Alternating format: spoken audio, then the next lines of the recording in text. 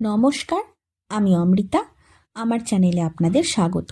আজ আপনাদের পড়ে শোনাব শরদিন্দু বন্দ্যোপাধ্যায়ের লেখা একটি গল্প, প্রতিদ্বন্দ্বী। নারী ও পুরুষের প্রতিদ্বন্দ্বিতা শাশ্বত, কিন্তু বহুলাংশে উহা ফল্গু নদীর মতো অন্তঃপ্রবাহিনী বলিয়া আমরা প্রত্যক্ষ করিতে পারি না। সাধারণত নরনারীর মধ্যে প্রেমটাই চোখে পড়ে। বিবাহ নামক সংস্কারটা উক্ত প্রতিদ্বন্দ্বিতারই পূর্ণ বিকাশ। তাই কাব্য ও রোম্যান্সে দুইটি নরনারীকে বিবাহ বন্ধনে বাঁধিয়া দিয়া লেখক লেখনী সম্বরণ করেন, অর্থাৎ দুইটি যুদ্ধোদ্যত প্রতিদ্বন্দ্বীকে আখড়ায় ঢুকাইয়া দিয়া সরিয়া পড়েন। অতঃপর যে কেলেঙ্কারি আরম্ভ হইবে তাহা স্বচক্ষে দর্শন করিবার সাহস তাহার নাই। নৃসিংহবাবুর অন্তরে কাব্য বা রোমান্সের বাষ্পটুকু ছিল না বলিয়াই বোধহয় তিনি এই দ্বন্দ্বযুদ্ধের ফলাফল শেষ পর্যন্ত দেখিবার সংকল্প করিয়াছিলেন।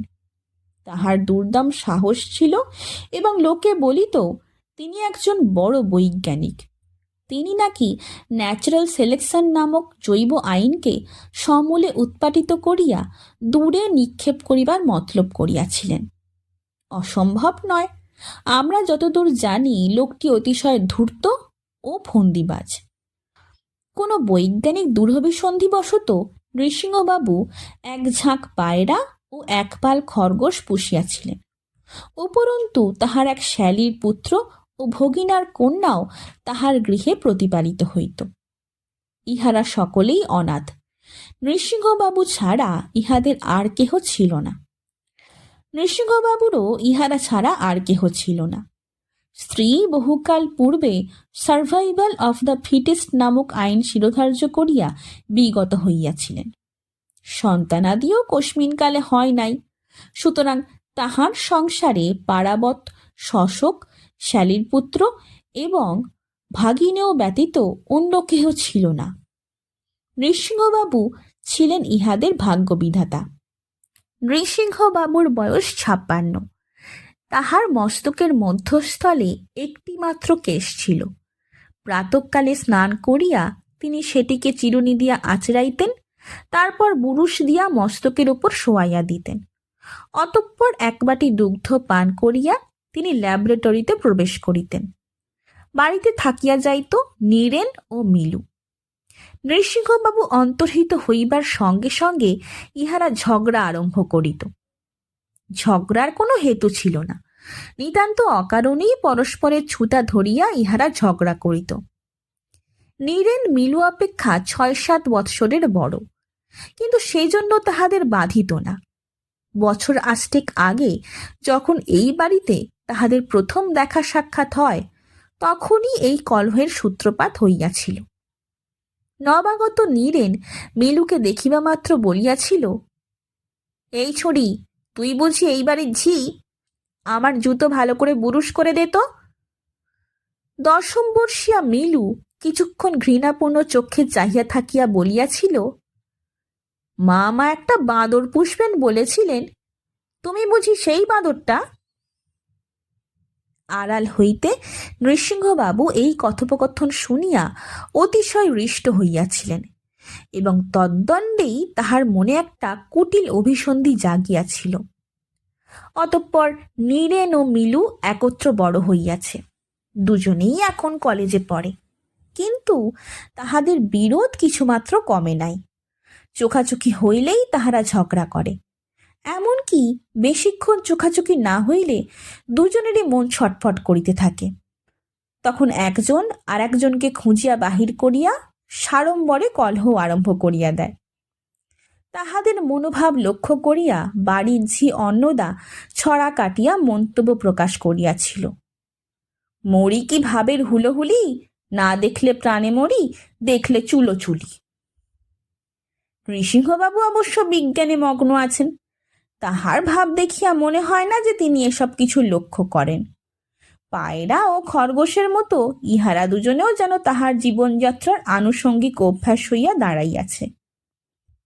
নীরেন ও মিলুর কলহের ক্রমবিকাশ আনুপর্বিক বর্ণনা করা ক্ষুদ্র পরিসরে সম্ভব নয়। প্রথম কিছুদিন তাহারা নির্লজ্জভাবে মারামারি করিয়াছিল, একবার নীরেন মিলুর উরুতে ছুরির এক কোপ বসাইয়া দিয়াছিল। পরিবর্তে মিলু নীরেনের হাত কামড়াইয়া রক্তারক্তি করিয়া দেয়।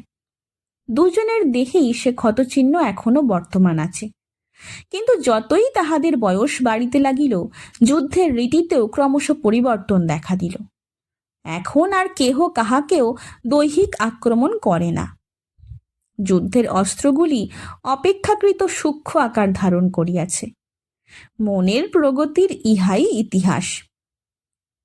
সেদিন সকালে নৃসিংহবাবু তাহার একটিমাত্র কেশ যথারীতি প্রসাধনপূর্বক ল্যাবরেটরিতে প্রস্থান করিবার পর মিলু নীরেনের ঘরে গিয়া দেখিল নীরেন তখনও ঘুমাইতেছে। মিলু কিয়ৎক্ষণ চিন্তিতভাবে তাহার দিকে তাকাইয়া রহিল। একটা খরগোশ আনিয়া তাহার বিছানায় ছাড়িয়া দিবে? না, সেটা নতুন কিছু হইবে না, কারণ কিছুদিন পূর্বেই নীরেনই ওই কার্যটি করিয়াছিল। তাহার অনুকরণ করিলে নীরেন খুশিই হইবে। সহসা মাথায় কোনো বুদ্ধি গজাইল না। তখন মিলু নীরেনের নাকে একটি খড়কে কাঠি প্রবেশ করাইয়া দিয়া বলিল, কুম্ভকর্ণ, ওঠো, 8টা বেজে গেছে, বলিয়া প্রস্থান করিল। নীরেন ধর্মর করিয়া উঠিয়া বসিল। নিদ্রা কষায় নেত্রে দ্বারের দিকে চাহিয়া অর্ধস্ফুট স্বরে বলিল, রাক্ষসী, বলিয়াই প্রচণ্ড বেগে হাঁচিয়া ফেলিল। মুখ হাত ধুইয়া সে টেবিলের সম্মুখে বসিল এবং গভীর মনোসংযোগে কি লিখিতে আরম্ভ করিল। কয়েক মিনিট পরে মিলু আসিয়া জলখাবারের রেকাবি টেবিলের উপর রাখিতেই নীরেন অসম্পূর্ণ লেখাটি লুকাইয়া ফেলিল। মিলু কিন্তু এক নজর লেখাটা দেখিয়া লইয়াছিল। বলিল, কি লেখা হচ্ছিল? পদ্য? মরে যাই, কার নামে পদ্য লেখা হচ্ছে? নীরেন বলিল, যার নামেই লিখি না। মিলু ফস করিয়া কাগজখানা কাড়িয়া লইয়া পড়িল। একটি বালিকা, নামটি তার নীলু, মস্তকে তার নাই 1 ফোঁটা ঘিলু। নীরেনের নাকে কাঠি দিয়া মিলু যে বিজয় গর্ব অনুভব করিতেছিল তাহা লুপ্ত হইয়া গেল। সে 2 হাতে কাগজখানা ছিঁড়িতে ছিঁড়িতে ক্রোধ অবরুদ্ধ স্বরে বলিল, আচ্ছা, আমিও জানি মাথায় ঘিলু আছে কি না, দেখিয়ে দেব। তখনকার মতো বিজয়ী নীরেন দন্ত বাহির করিয়া হাসিল এবং পরম পরিতৃপ্তি সহকারে জলযোগ আরম্ভ করিল। দুজনেই যথাসময়ে কলেজ গেল। নীরেন যাইবার সময় মিলুর দিকে চাহিয়া একটু মুচকি হাসিয়া গেল। মিলু নিদ্রালু বিড়ালির মতো কেবল চক্ষু কুঞ্চিত করিল। নীরেন বৈকালে কলেজ হইতে ফিরিয়া দেখিল তাহার টেবিলের ওপর একটি 6 পংক্তির কবিতা শোভা পাইতেছে। একটি যুবক, নামটি তাহার নীরু, ক্যাবলার রাজা, চাষা অসভ্য ভীরু, মহিলাগণের সম্মান নাহি জানে, বুদ্ধি ও শিক্ষার দোষ মানে, মানুষ না হয়ে ভাল্লুক হতো যদি, নাচ দেখিতাম আনন্দে নিরবধি। নীরেন কবিতা পাঠ শেষ করিয়াছে এমন সময় মিলু প্রবেশ করিয়া বলিল, কেমন কবিতা? নীরেন দাঁত কর্মর করিয়া বলিল, আমার ছন্দ চুরি করেছিস? মিলু বিদ্রুপপূর্ণ ভ্রুভঙ্গি করিয়া বলিল, ওর ছন্দ বাজার থেকে উনি কিনে এনেছেন। নীরেন উত্তপ্ত স্বরে বলিল, তুই একটা চোর। মিলু ততোধিক উত্তপ্ত স্বরে বলিল, তুমি একটা ডাকাত। নীরেন চেয়ারে বসিয়া বলিল, তুই প্যাঁচা।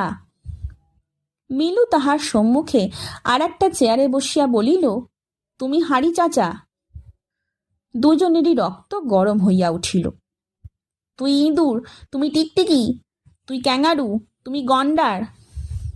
এইভাবে কিছুক্ষণ চলিল। ক্রমে পশুপক্ষীর নাম ফুরাইয়া আসিতে লাগিল। তখন মিলু জিভ বাহির করিয়া নীরেনকে ভ্যাংচাইয়া দিল। নীরেন প্রথমটা থতমত খাইয়া গেল, তারপর সেও দীর্ঘ জিহবা বাহির করিয়া দিল। বিরোধ এতটা চরমে অনেকদিন উঠে নাই। এই সময় নৃসিংহবাবু কক্ষে প্রবেশ করিয়া দেখিলেন মিলু ও নীরেন চক্ষু দৃঢ়ভাবে বন্ধ এবং জিহবা নিষ্ক্রান্ত করিয়া মুখোমুখি বসিয়া আছে। তিনি ধূর্ত বৈজ্ঞানিক, চট করিয়া ব্যাপারটা বুঝিয়া লইলেন। আনন্দে তাহার মস্তকের একটিমাত্র কেশ কণ্টকিত হইয়া উঠিল। তিনি হর্ষোৎফুল্ল স্বরে ডাকিলেন, মিলু, নীরেন। উভয়ে জিহবা সম্বরণ করিয়া চক্ষু মেলিল। নৃসিংহবাবু বলিলেন, বড় খুশি হয়েছি, তোমরাই আমার থিওরি প্রমাণ করতে পারবে। আমি তোমাদের দুজনের বিয়ে দেব পরস্পরের সঙ্গে। হা হা হা। তিনি প্রস্থান করিলেন। মিলু ও নীরেন পরস্পরের দিকে চাহিয়া হাসিতে আরম্ভ করিল। প্রস্তাবটা আকস্মিক বটে, কিন্তু সেজন্য কেহ বিস্মিত হইল না। নৃসিংহবাবুর সকল কার্যই অপ্রত্যাশিত, কিন্তু তাই বলিয়া তাহা অমান্য করিবার কল্পনাও কখনো ইহাদের মাথায় আসে নাই। তিনি ইচ্ছামতো পায়রা ও খরগোশের বিবাহ দিতেন, কেহ আপত্তি করে নাই। এক্ষেত্রেও কেহ আপত্তি করিল না, বরং সারা জীবন ধরিয়া দুজনে দুজনকে জ্বালাতন করিতে পারিবে এই আনন্দেই আত্মহারা হইয়া পড়িল। উভয়েই একই সঙ্গে বলিয়া উঠিল, এবার মজা টের পাবে। ফুলশয্যার রাত্রে নীরেন খাটে বসিয়া পা দুলাইতেছিল। মিলু প্রবেশ করিতেই গম্ভীর স্বরে বলিল, আমি হচ্ছি তোমার স্বামী, শিগগির প্রণাম করো, বলিয়া নিজের পায়ের দিকে অঙ্গুলি নির্দেশ করিল। মিলু তৎক্ষণাৎ ভালো মানুষের মতো গলায় আঁচল দিয়া প্রণাম করিল। তারপর উঠিবার সময় নীরেনের পায়ে চিমটি কাটিয়া দিল। নীরেন লাফাইয়া উঠিল। উফ! তারপর দুই বাহুর দ্বারা পলায়ন পরা মিলুকে চাপিয়া গাঢ় স্বরে বলিল, তবে রে। দুজনের দাম্পত্য জীবন আরম্ভ হইয়া গেল। আশা করিতেছি ইহাদের দাম্পত্য জীবন অন্যান্য সাধারণ দাম্পত্য জীবন হইতে পৃথক হইবে না, কারণ নারী ও পুরুষের প্রতিদ্বন্দ্বিতা প্রকট বা প্রচ্ছন্ন যাহাই হোক সার্বজনিক। মিলু ও নীরেন সাধারণ পাঁচজনের মতোই ঝগড়া করিয়া ভালোবাসিয়া পরস্পরকে জয় করিবার চেষ্টা করিয়া জৈব ধর্ম পালন করিবে। আমরা অবশ্য বিবাহ দিয়াই সরিয়া পড়িলাম। শুনছিলেন শরদিন্দু বন্দ্যোপাধ্যায়ের লেখা একটি গল্প, প্রতিদ্বন্দ্বী। গল্প পাঠ কেমন লাগছে তা আমাকে কমেন্টের মাধ্যমে জানান। যদি ভালো লাগে তবে লাইক, শেয়ার এবং সাবস্ক্রাইব করে পাশে থাকবেন। ধন্যবাদ। নমস্কার।